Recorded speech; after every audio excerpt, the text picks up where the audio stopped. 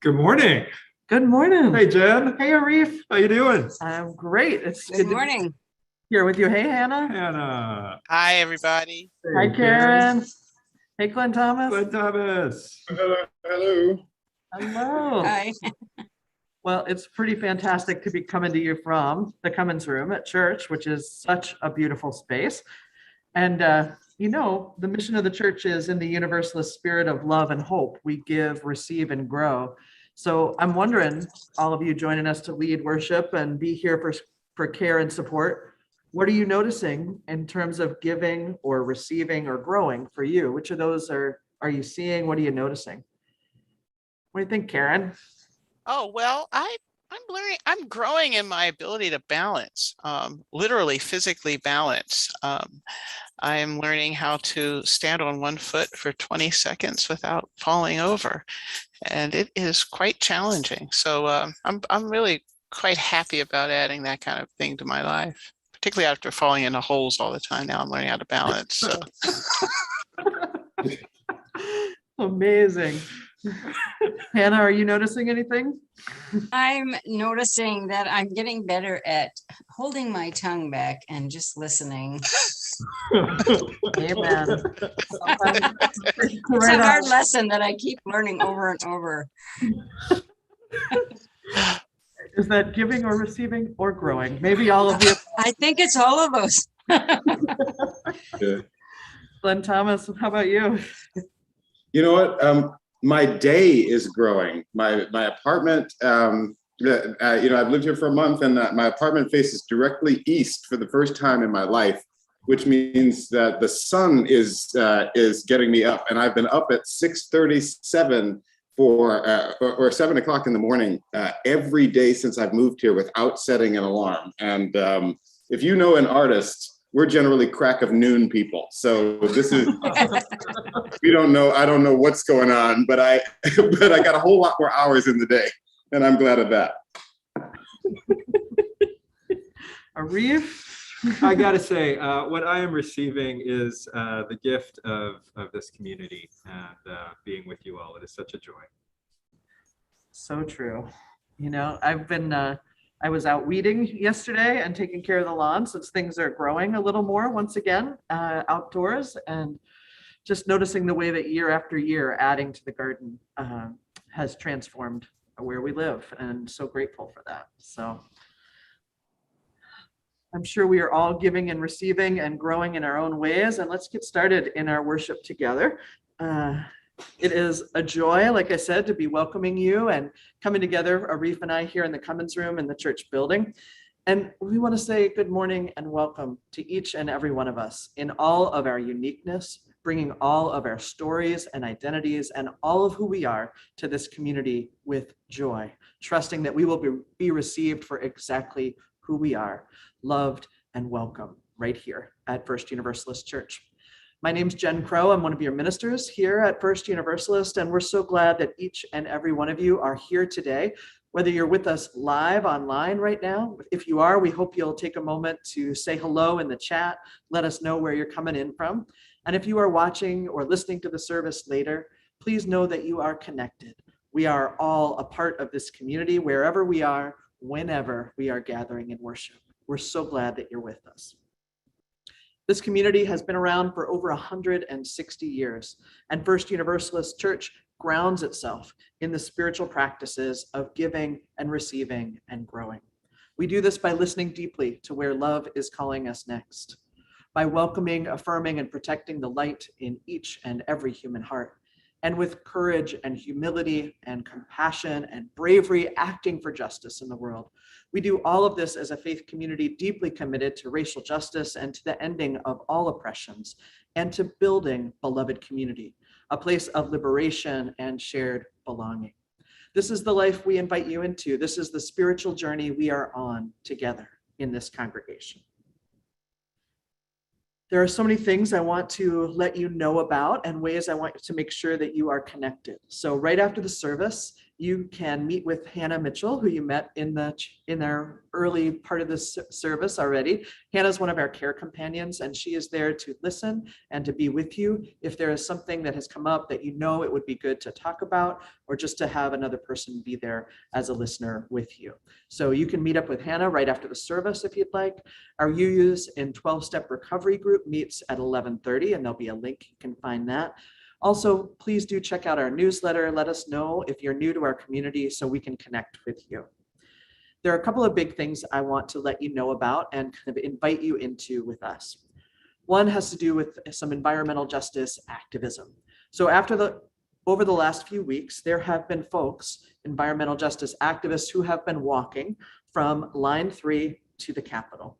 They have been making their way across the state to raise awareness about the dangers of Line 3 and to encourage others to join them in demanding that our government honors the treaties and agreements made with the original people of this land to protect us all from continued environmental crisis. The walkers will be arriving at the Capitol in St. Paul on Wednesday, August 25th. That's just this next week. And all of us are invited to join them at the Capitol at 2, or if we are able, to walk the last mile of this journey with them, gathering at noon at the Martin Luther King Recreation Center on Kent Street in St. Paul.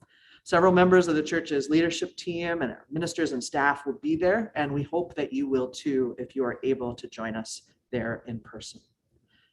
Second, we shared some important news this past week in our newsletter about our fall building reopening plans, and we want to make sure that you have that information now. So as has been true always, but in particular over the last year plus, when we have new information, we have to make new decisions. This is a good life practice, to let the new information in, to let our principles guide us, and to make new decisions in the moment. So with our faith as our guide, we are shifting our plans for in-person gathering for the fall.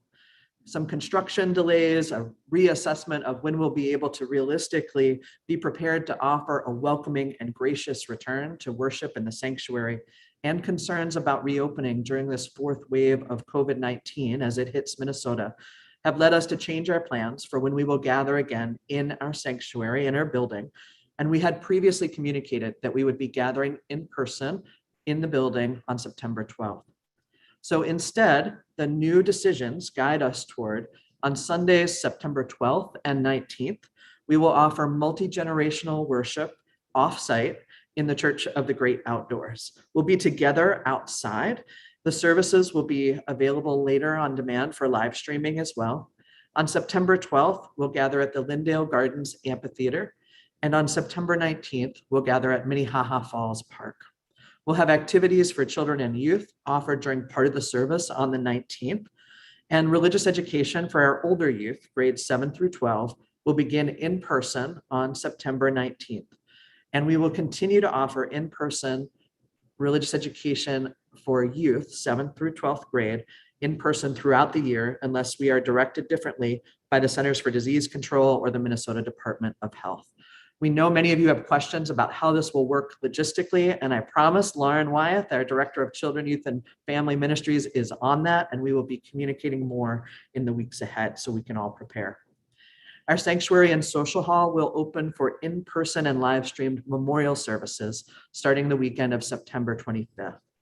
Sunday services will be live streamed from the church building beginning on September 26th. So you will get to see our beautiful space, and we will get to work as worship leaders together in the space, but we won't be together in person in September and likely through October for in-person worship in our building. We are hoping for an in-person and online celebration of our renovated building and regathered community on Sunday, November 7th. Religious education classes for grades 6 and under will likely begin that Sunday too. Now, we know these changes in our communal plans can feel disappointing. I know they are certainly disappointing for me and everyone here on staff at church. We long for the time when we can be in person together. And we are guided by our principles and our values. And part of that calls us to care for each other intentionally, to care for our larger community, to care for each of us as individuals, and to make our way forward in a way that is sustainable and reasonable, and that allows in new information as we make these new decisions. So let's keep leaning on each other and leaning into each other in all the ways that we can. And let's do that together. So let's remember we share a common purpose to create a life and a world where we know ourselves and each and every other being as beloved, beloved, beloved, whole and holy, worthy and wanted. And let's create that world together right here, right now. Let's begin by settling ourselves and building ourselves up. So for me, this begins with 3 intentional breaths. I've just grounded my feet on the floor, letting my shoulders roll up and down to open up my chest. I'm feeling myself connected through the earth to each and every one of you, past, present, and future. And then if it feels comfortable, I invite you to breathe in and breathe out. To breathe in and breathe out. One more at your own pace. Breathing in, breathing out.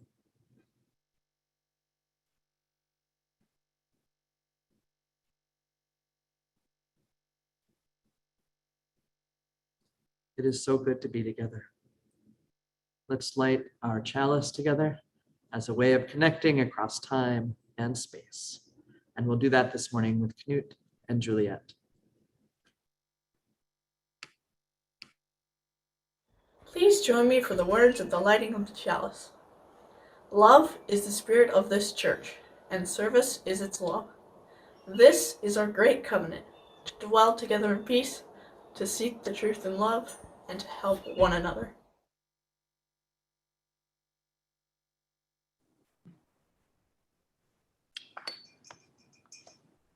A monastery had fallen on hard times. It was part of a great order which, as a result of religious persecution, had lost all of its branches. It was broken, this monastery, to the extent that there were only 5 monks left in the mother house. There was an abbot and 4 others, all of whom were over 70 years old. Deep in the woods surrounding the monastery was a little hut that the rabbi from a nearby town occasionally used for a hermitage. One day, it occurred to the abbot to visit this small place to see if the rabbi could offer any advice that might save the monastery. Well, the rabbi welcomed the abbot, and they commiserated. "I know how it is," he said. "The spirit has gone out of people. Almost nobody comes to the synagogue anymore." So the old rabbi and the old abbot wept together, and they spoke quietly of deep things, and they gave time. The time came when the abbot had to leave, and they embraced one another. "It has been wonderful being with you," said the abbot, "but I have failed in my purpose for coming. Have you no piece of advice that might save the monastery?" "No, I'm sorry," the rabbi responded. "I have no advice to give. The only thing I can tell you is that the Messiah is one of you."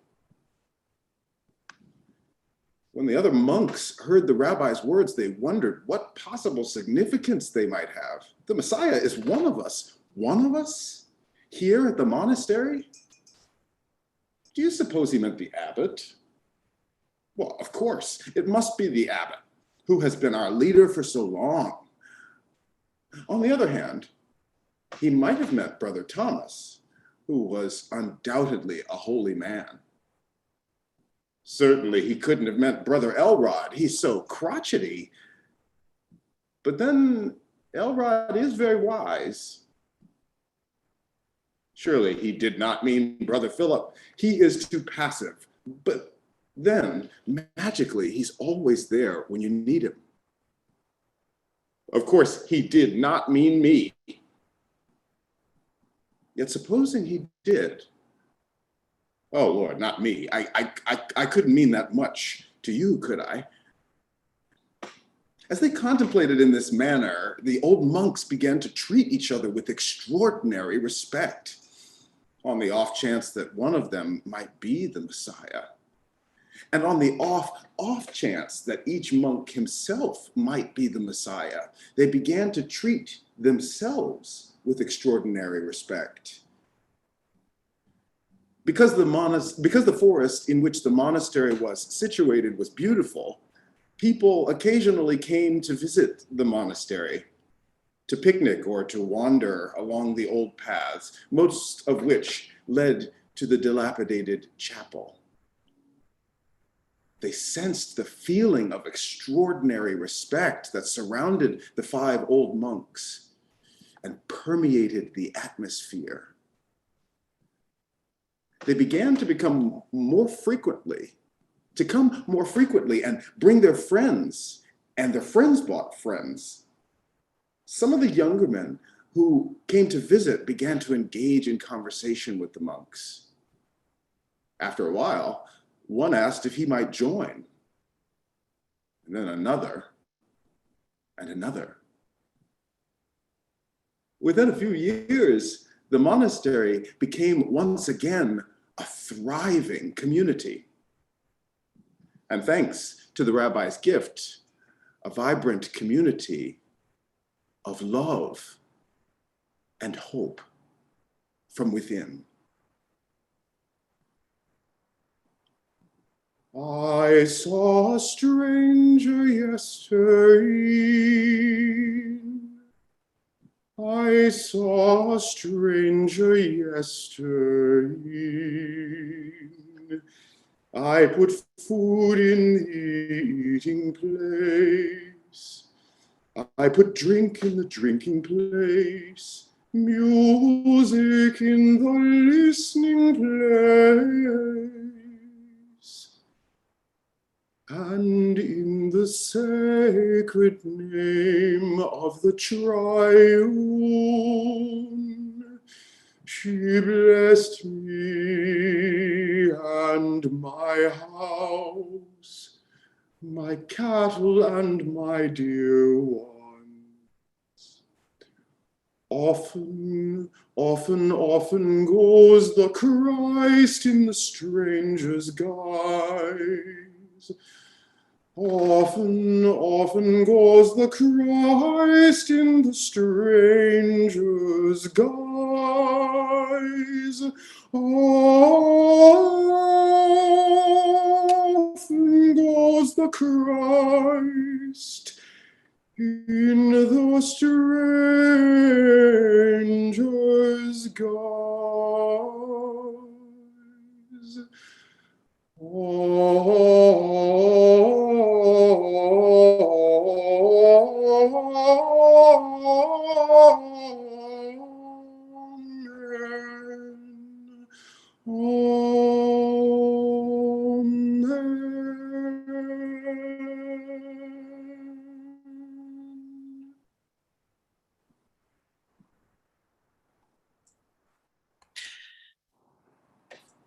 Are you fidgeting? Are you still? Are you multitasking? No matter how you are in your body right now, it is good. It is you. It is here and it is now. Some of us think our way through life. Some of us ponder possibilities of transcendence. Some of us pray.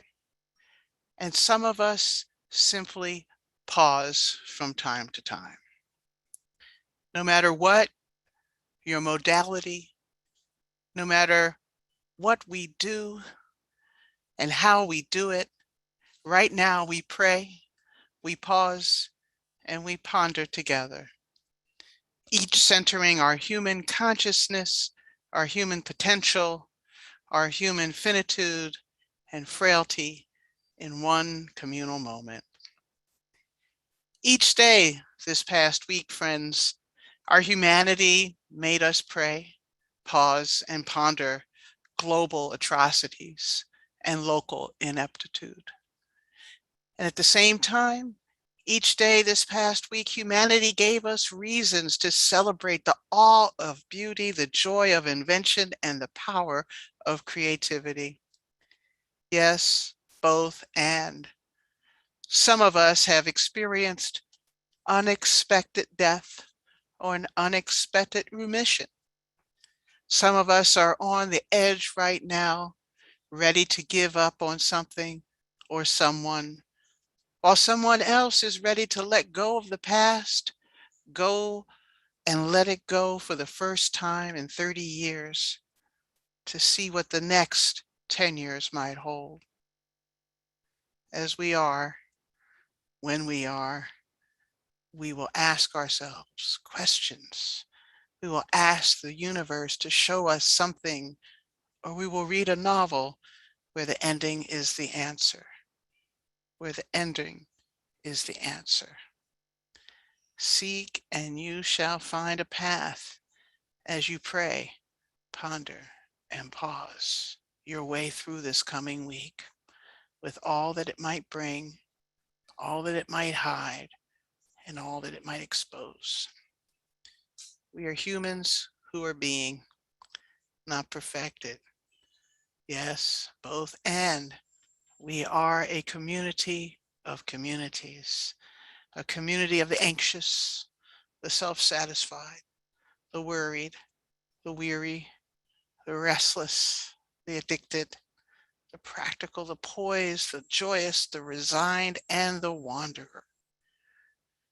Let us be a community of communities that always seeks to bind our survival agreements with one another.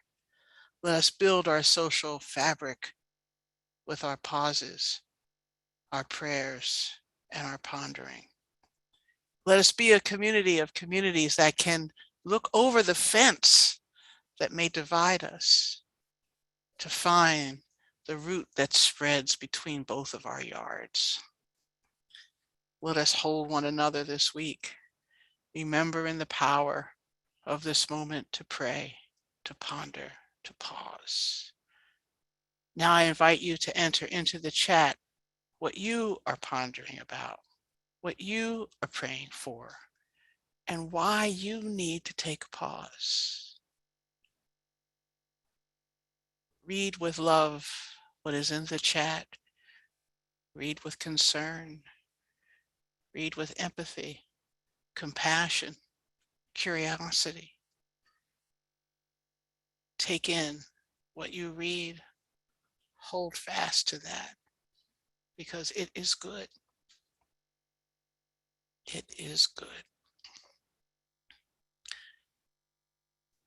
Now, friends, as we prepare to receive a message of energy and challenge in our sermon, I'd like you to remember the words of Elsa in Frozen.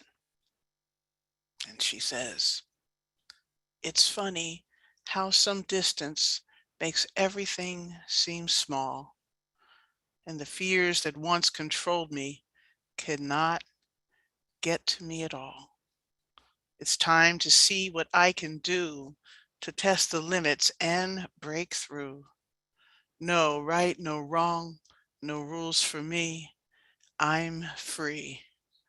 Let it go. Let it go. I am one with the sky and with the wind. Let it go. Let it go.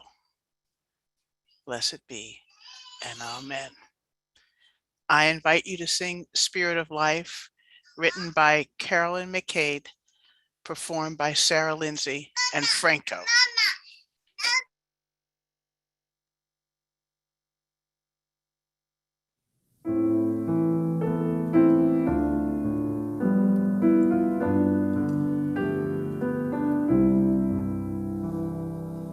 Spirit of life, come unto me.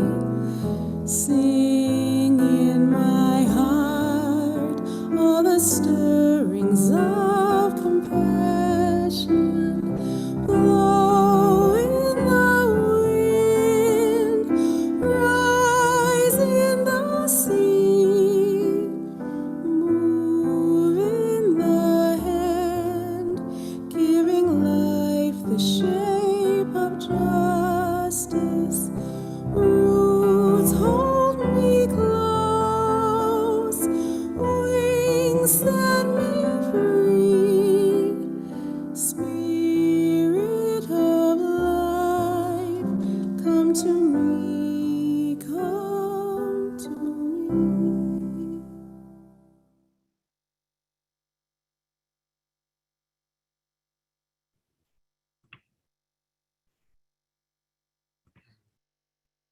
you. Thank you, Karen. Thank you, Sarah. Thank you, Franco. Friends, I'm seeing in the chat that we are still letting that energy of prayer, that sharing of what we are pondering, what is asking for a moment of pause. We're still sharing that in the chat. So please keep doing that. Please keep doing that. That's just fine.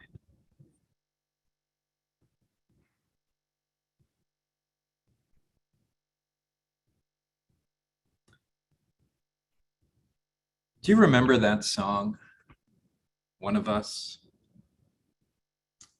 by Joan Osborne? The one that asks, what if God was one of us? Just a slob like one of us, just a stranger on the bus trying to make their way home. I love that song, friends, but it wasn't until Tuesday that I learned that there was a Prince version that made it that much more delicious. I suspect that many of you have heard that song, but even if you haven't, and even if you have, I'd like you to sit with that question for a moment. What if God was one of us? What if?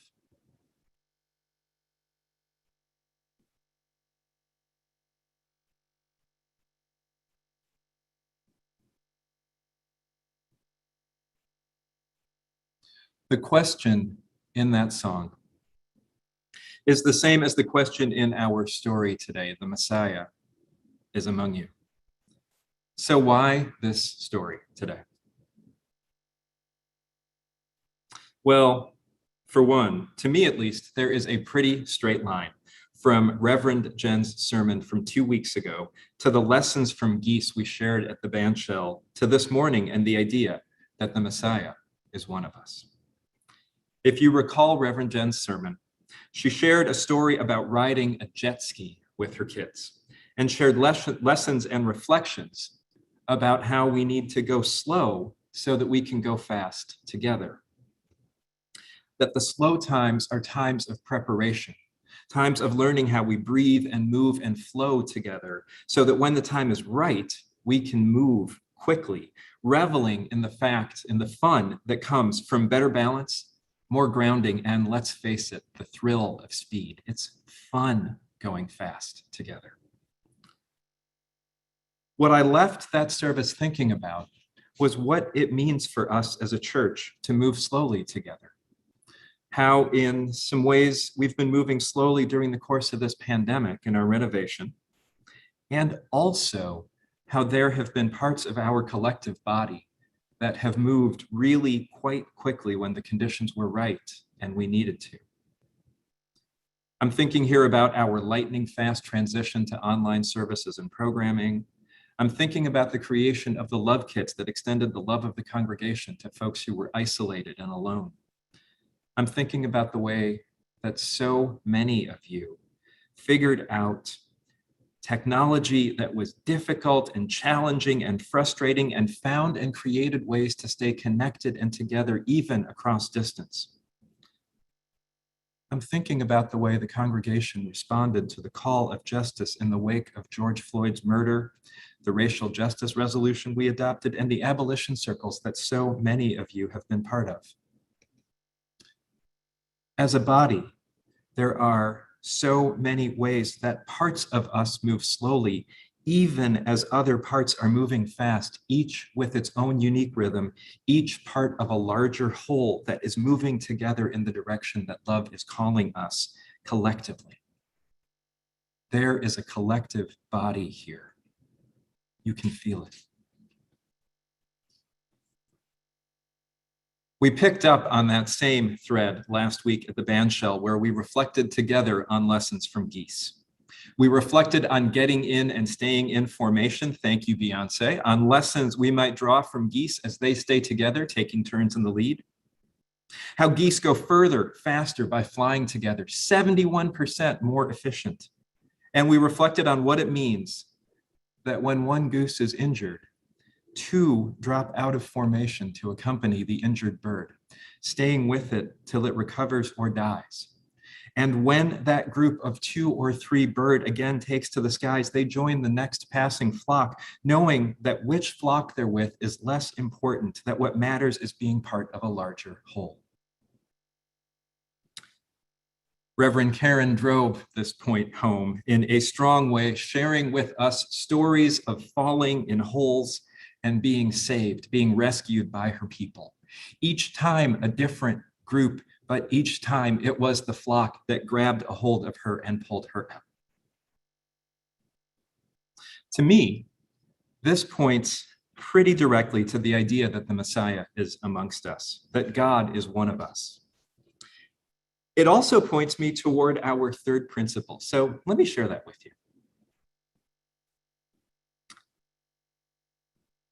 Now, if you are anything like almost every other Unitarian Universalist I know, you have at best an arm's length relationship with our principles. No judgment here, really, no judgment. You like the idea that we have them. You like the idea that they are guidelines and affirmations, not creedal statements to live and die by. And you very likely read them when you were thinking about becoming a member.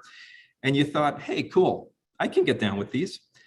And then you quite likely promptly forgot most of them, save for the first and the seventh, which not only bookend our current principles. There is, by the way, an eighth that is on the way, but are often the book-ending principles that many of us find to be particularly orienting for our day-to-day lives. The first talks about the inherent worth and dignity of every person, and the seventh casts our embrace wider, calling on us to embrace the interdependent web of existence of which we are all a part. Good stuff, right? Inherent worth and dignity of all people, in the middle, ending with the interdependent web of existence of which we are all a part. So let's unmuddle that middle. Let's take up our third principle for a moment here. I know we're not supposed to have favorites, but if I were to be forced to pick one, the third principle is very likely the one that I've picked. If you haven't already looked them up, and thank you for not already looking them up, I know screens can be a distraction. If you haven't already looked them up, our third principle points us toward acceptance of one another and encouragement toward spiritual growth in our congregations. No big deal, right?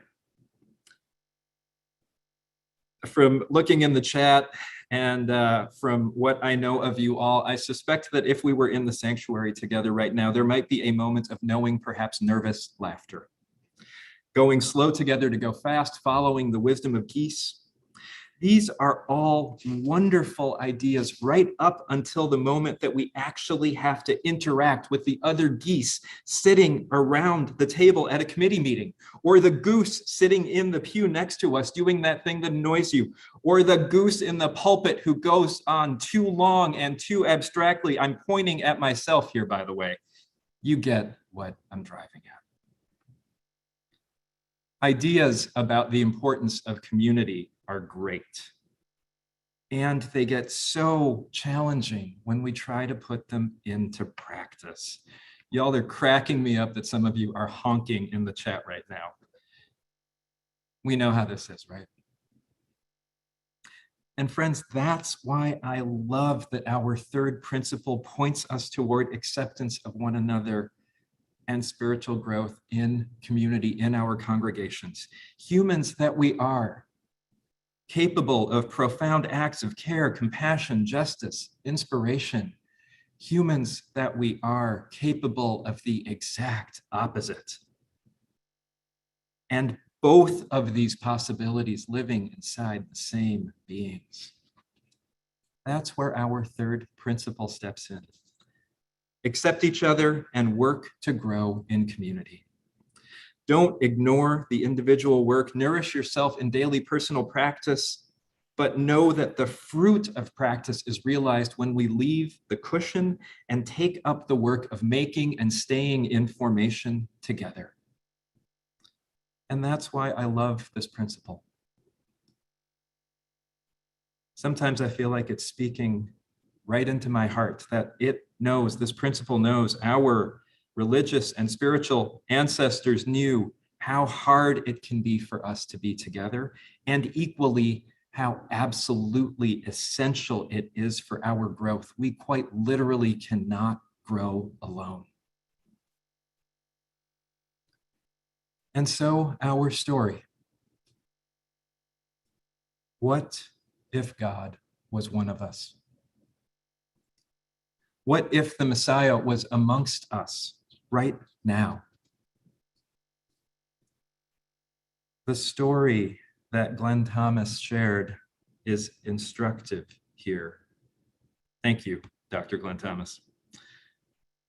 That monastery, that spiritual community had fallen on hard times. And as human communities do, the members of that community reacted to the hard times by pointing fingers, by allowing resentment to grow and to fester. A shell had grown around each of the monks as they protected their vulnerabilities, their fears, the ache in their hearts, as each perceived differently the stresses on their community, even while each perceived the same larger problem, that they had fallen on hard times.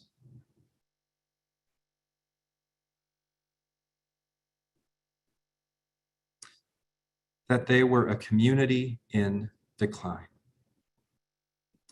That they were in a hole and did not know how to get out, but were quite sure that it was the fault of another of their members.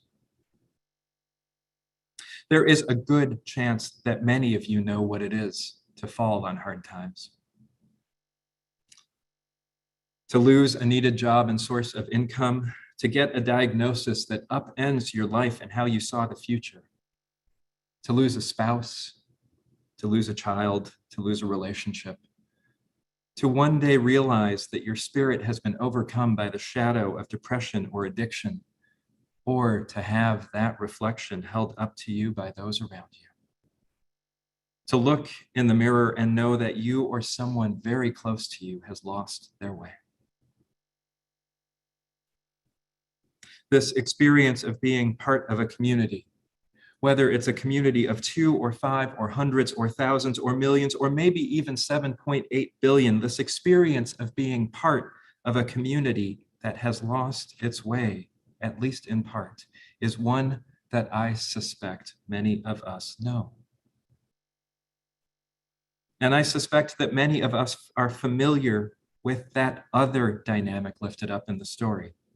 That under pressure, when things aren't working out as we wanted them to, we blame and point fingers at those closest to us. This is, of course, only human.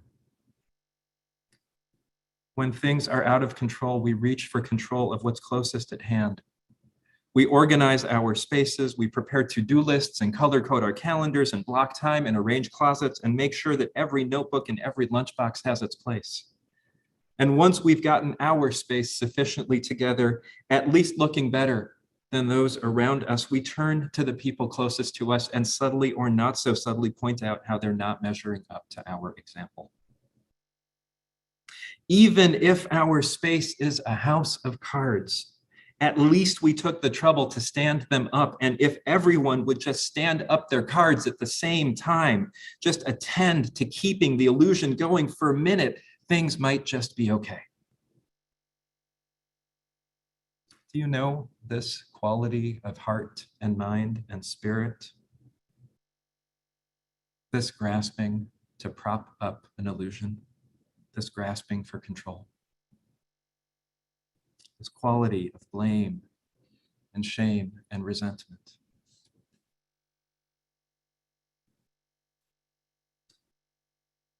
This may not be the best of who we are as humans, but it is important to know this quality of heart and mind, to feel more fully its shape and where it lives in us, that we might know when it is approaching and transform it into something else. And our story has a lesson for us in this regard, too. The wisdom of the rabbi was that communities transform from the inside out. The advice the rabbi gave the monks wasn't to invest in better marketing or to update their robes or to put a fresh coat of paint on the monastery. The advice, the wisdom of the rabbi was at core to live their faith in themselves and with each other. The essential wisdom of the rabbi that the monks took to heart, the wisdom that transformed their lives and their community, was the knowing that the Messiah, that is to say, the one who would bring their salvation, that the Messiah was amongst them, but who it was not revealed. In other words, the story illuminates for us the possibility that exists when we live and act not as if our neighbor were the problem, but as if our neighbor might be the embodiment of the salvation that we've been seeking. What if? Will you imagine this with me? What if God was one of us? You, or you, or you. Yeah, I'm talking about you. Just a slob like one of us. What if God has dust bunnies under the sofa, is using a toothbrush past its prime? What if God is wearing mismatched socks? Just a stranger on the bus trying to make her way home. What happens when we open our hearts to the possibility that the only thing that can save all 7.8 billion of us is a radical faith in the inherent worth and dignity of all creatures? God is all of us. And a commitment to work to create beloved community on this earth for all those creatures in our lifetimes. To do it now. What happens when we let the house of cards fall down, when we pause for a breath and then grab hold of those closest to us and build something new where the lies once stood? What if God is all of us? What happens when we think and act and live as if this is true? May it be so, and amen.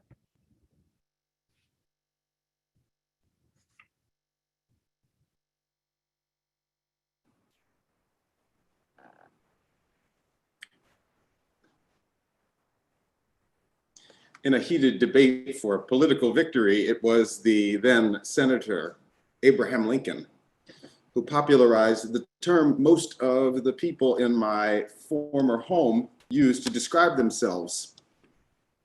He makes a brief and quite shady mention of his opponent and all who follow his opponent, suggesting that they were all as silly as geese. And there it was, the first popular exhalation of the long tradition of Michiganders. But it was a way, of us, but if we have as much sense as a goose, we notice the silly thing is to focus on the hilarious nature of a single name. Just as a goose is silly, it's the goose who succeeds not on their own goofiness, not on their own energy. Well, we've been made fun of as Unitarian Universalists in the same way and criticized. Natalie Sleeth makes it public that she is not a fan of her lyrics changing. May the love of God surround you everywhere you go, she insists. Garrison Keillor has made quite a bit of fame and money on the supposed silliness of our tradition and its change of lyrics. But the beauty of Unitarian Universalism is in our relentless togetherness. This is why we've been wise enough to find ways to sing together in this time, to gather many of us as one voice in the name of the sound of justice and the love of love. This is why we are each connected as a congregation to another, and not limited even by the span of our own embrace, but chasing the fiercest, wisest ways to keep connected with organizations that expand the reach of our work and our generosity. Today's offering is such an opportunity. I'm inviting you to use the money that you have to invest in the strength of the Unitarian Universalist Service Committee. You might know the Unitarian Universalist Service Committee, or UUSC's work, supporting and partnering and joining with the leadership on the ground efforts in Haiti. We've been doing this kind of work as a beacon and a symbol of love and hope and justice since World War II. UUSC is how Unitarian Universalism grows past its own limitations and makes power out of our togetherness. Unitarian Universalism is not content with hoping the world will heal. UUSC is part of the prayer we make with our hands, the miracle of conspiring breaths and collective action. We are changing the world. We are meaning something to the work of love, and you are a part of that unceasing refusal to be silent, the insistence that our voice strengthens and our strength widens its form and reach when we make sure to stand together, to walk, to call, and to journey for peace until it comes. Did you know you were a part of that? Do you know you can still be a part of that? Friends, there are many ways to give. Take this moment and treat it like worship and community still have the power to transform parts of the world we love and parts of the world which we hope will grow and change. No choir lives on one breath, neither does one person, nor only singers, nor a single maestro. In this time where we are closer and closer to that ground-breaking work of being together again in the same room, we are nevertheless not to forget that we can invest in this power right now, here in Uptown, in Minnesota, in this land, on this earth, as a part of this universe set free. We're taking the time not just to hear the music then, but to notice the names of the chorus who built its beauty. We're taking the time not just to languish over what seems insurmountable, but to invest in justice with our hands by heart, and our voices joined by our shared will and dazzling difference. If we have as much sense as a goose, then we'll join together. If we have as much sense as a goose, we will hope that the formation of community will leverage what we can to take part in the congregation of life, connected, as Carolyn McDade said, by the roots, invisible, holding us close, and the wings setting us free, flinging our hope wide and far. Breathe in with me then. Like the chorus teaches us to do with precision.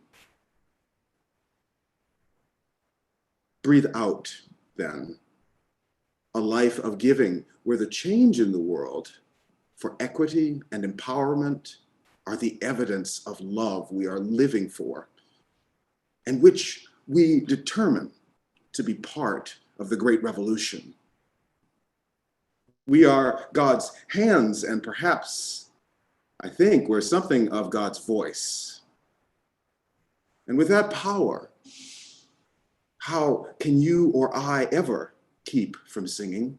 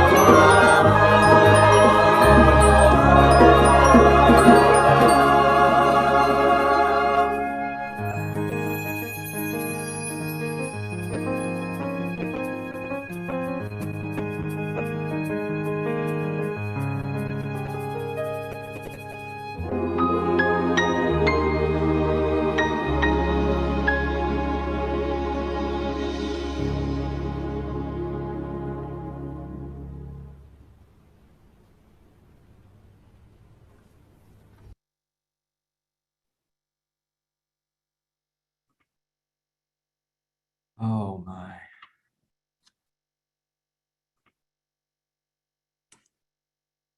Thank you, choir.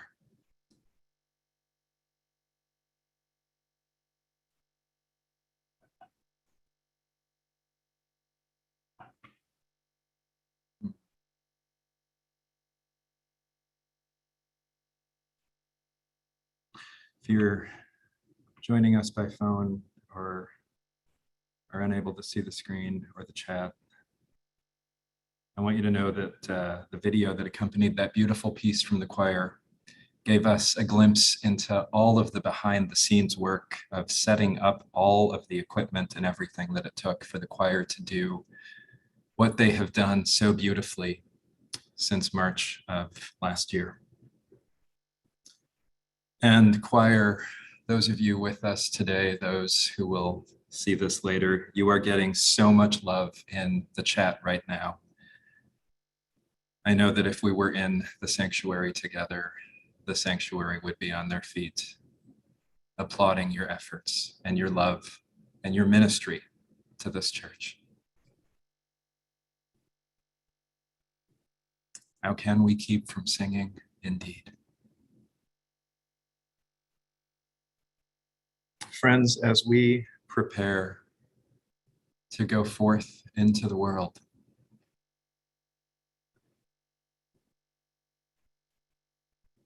hold this question. What if God is all of us? What if the Messiah is amongst us and is us even now? As you go forth, may you be blessed. May you be a blessing. And let's sing together, Go Now in Peace.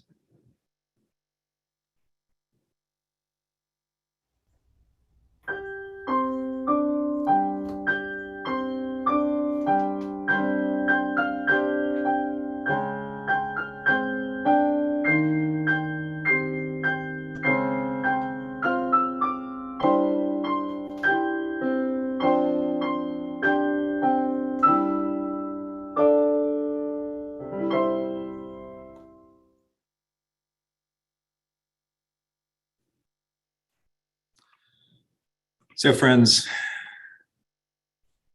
let us extinguish our flames, but not the light of community, love and care that connects us today and always. May it be so, and amen.